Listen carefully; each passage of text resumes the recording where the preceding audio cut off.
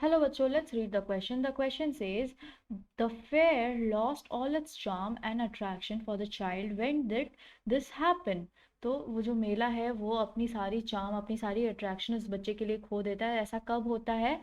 और how was the child separated from his parents, या फिर वो बच्चा किस तरह बिछड़ जाता है अपने माँ बाप से। क्या की पॉइंट्स हम ध्यान में रखेंगे? सबसे पहला बात, वो डिस्ट्रैक्टेड था बहुत सारी चीज़ों से, जैसे कि बर्फी की तरफ उसका ध्यान गया था, गार्लैंड देखा था उसने, बलून्स चाहिए था उसे, स्नेक चामा की म्यूजिक उसे अच्छी लगी थी, वो झूले की तरफ भी डिस्ट्रैक्टेड था।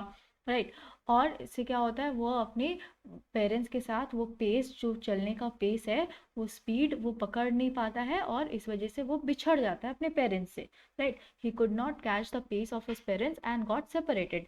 अब इसका आंसर क्या लिख सकते हैं इस क्वेश्चन का? हम ये लिख सकते हैं कि वो जो बच्चा है वो डिस्ट्रैक्ट हो जाता है बहुत सारी चीज़ों को देखकर, जैसे बर्फी, फिर एक गार्लैंड, स्नेक चार्मर की म्यूज़िक और वो झूला, और इसीलिए वो फेल हो जाता है वो स्पीड मेंटेन करने में अपने पेरेंट्स के साथ, जब वो वॉक कर रहा होता है अपने पेरेंट्स के साथ, और वो बिछड़ जाता है अपने पेरेंट्स से।